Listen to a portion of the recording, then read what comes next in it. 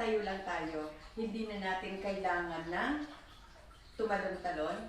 Hindi na rin natin kailangan ng magtatatakbo para tayo mag-exercise. Sa loob lang ng ating bahay, sa loob lang ng paborito nating lugar sa ating bahay, pwede na.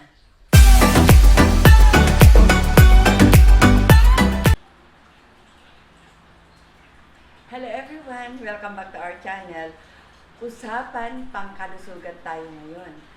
Ito, usapin pangkalusugan. Dahil parating na ang Pasko, ilang tulog na lang, 2 tulog na lang Pasko na. At magbabagong taon pa. Kaya napakarami na naman sari-saring pagkain sa ating hapagkainan. Lalong-lalo na sa ating mga Pilipino. Pag Pasko, handa. Pag bagong taon, handa. At may kasunod pa, di ba? At karamihan sa atin talaga ay naghahanda sa ating bahay. At yun ang ating tatalakayin sa araw na ito. Dahil marami na naman tayong kakainin na siyempre, lahat-lahat masasarap, di ba? Gaya nga ng sabi ko kanina, nasamot-sari na naman ang pagkain natin sa ating mga hapagkainan. Imagine natin ha, Pasko at bagong taon, pareho natin yan pinaghahandaan, di ba? Karamihan sa atin naghahanda ng Pasko at bagong taon. At yung ibang family naman, bagong taon ang pinaghahandaan, pero sobrang madami naman ang hinahanda nila sa bagong taon, di ba? Kaya ang isi-share ko sa inyo ngayon, kung ano ang exercise natin na hindi na tayo kailangan lumabas ng bahay. Gawa nung Pasko kasi at bagong taon ay bakasyon ng ating mga anak, ating mga kamag-anak at madami din tayong bisita karamihan na nanggagaling kung saan-saan.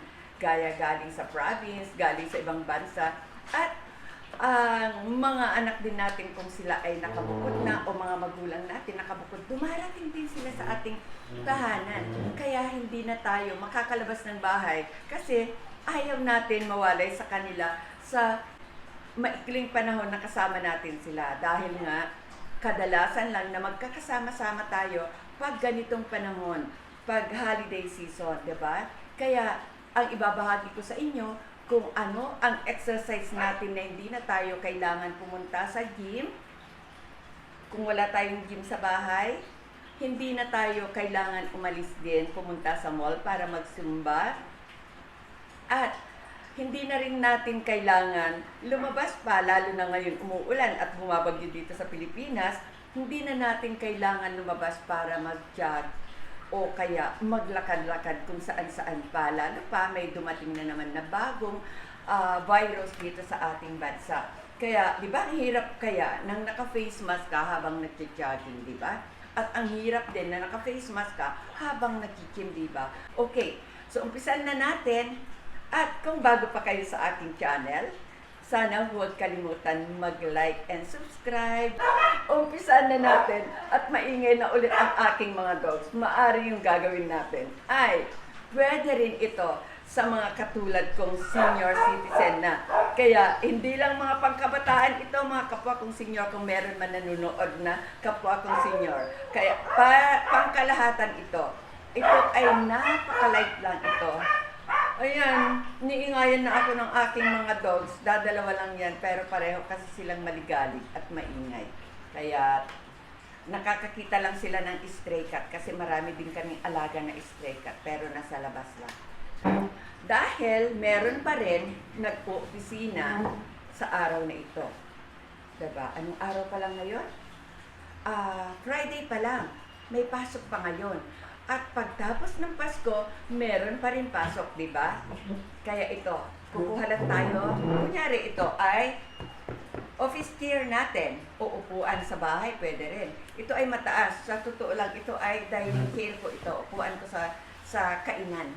Kaya ipapakita ko sa inyo, ibababa ko lang yung aking camera at ipakita ko sa inyo kung ano ang ginagawa ko. Pag nanonood ng TV, nagsusulat din minsan gumagawa ako ng paperworks, kaya ito ibabahagi ko ngayon sa inyo kung paano ko tinutunaw yung ibang kinakain ko. Dahil kung nakikita ninyo ako na hindi ako masyadong mataba, malakas ako kumain. Siyempre, hindi ako pwede magsinungaling kasi nanunood din ang aking mga anak, aking mga manugang, at aking mga apo. Kaya, totoo yun, malakas ang lola niyong kumain. Okay, ipapakita ko sa inyo, bababa ko lang yung aking camera. Ayan, so nakikita nyo, 2 days na lang bago magpasko, pero wala pang regalo dyan sa ilalim ng Christmas tree. Dahil may apo ako na pag nakita niyang may regalo dyan, bubuksan niya na agad. Kaya nilalagay pa lang namin mga regalo sa ilalim na yan pag despirasan ng Pasko. Ito, uupo lang tayo ng ganito. Kunyari, may sinusulat tayo. Ayan.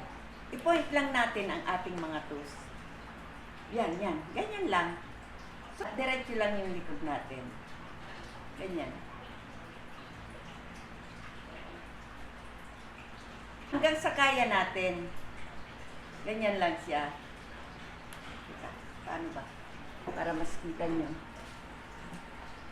Yan, yan. Okay? Ito na tayo. I-point yung ating toes at ito, diretso yung ating katawan.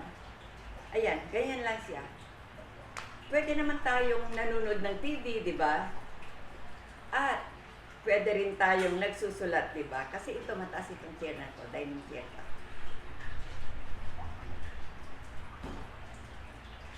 At natutunaw yung ating ibang kinain dito.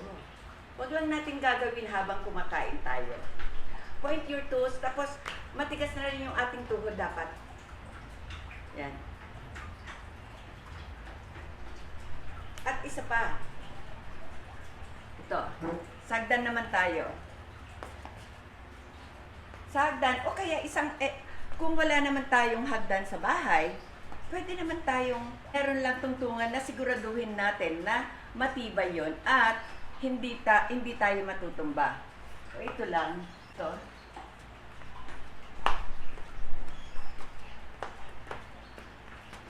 Yan. Kapag kaya naman natin, bakit hindi tayo akyat baba? Sagdan. Diba?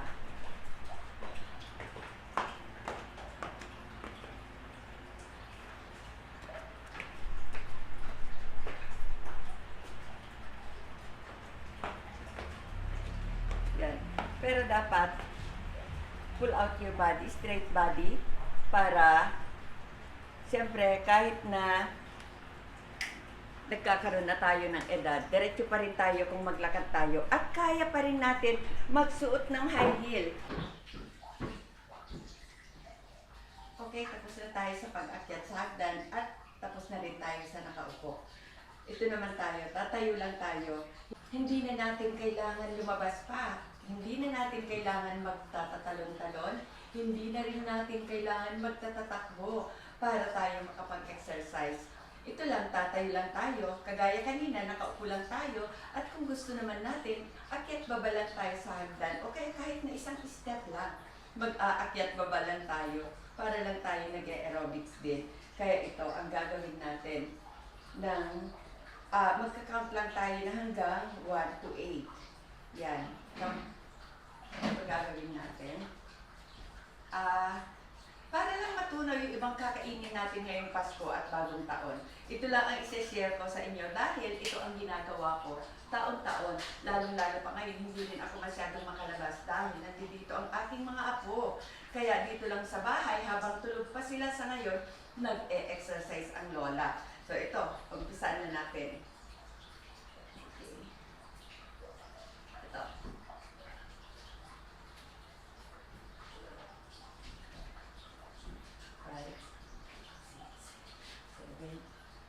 8. Okay? 8 counts lang yon. Tapos ito na. 2, 3, 4, 5, 6, 7, 8. Okay. Tapos na yung pangalawa. Ganun lang yung kadali. Hintayin lang natin. Ito pa nga lang eh. Papawisan na tayo. Diba? Maaalis lang at matutunaw lang yung iba natin mga bilbil. Pero hanggat maaari, kung kayo mas bata pa sa akin, mas mahaba, mas epektibo. Okay? Ito na.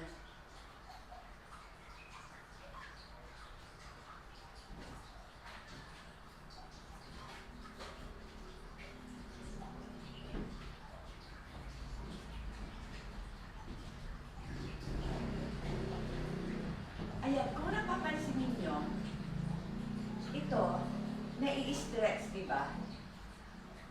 Karamihan sa atin kasi, dito sa braline natin, nagkakaroon tayo ng fats, di ba?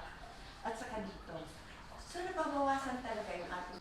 Within 15 minutes lang tayong mag-exercise. Malulusaw na, sa totoo lang. Maniwala kayo. Ayan. Susunod.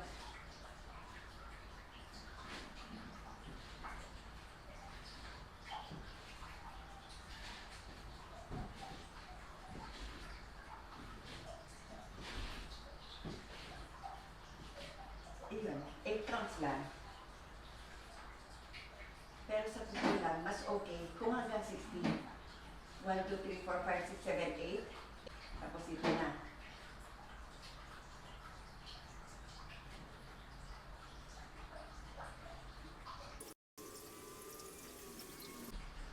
Okay, sa kanan muna tayo.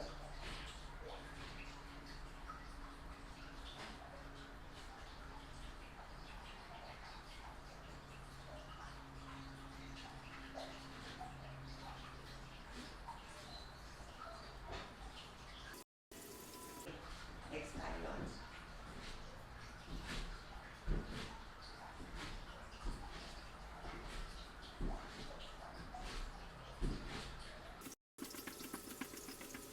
Ulit-ulitin lang natin hanggang sa kaya natin.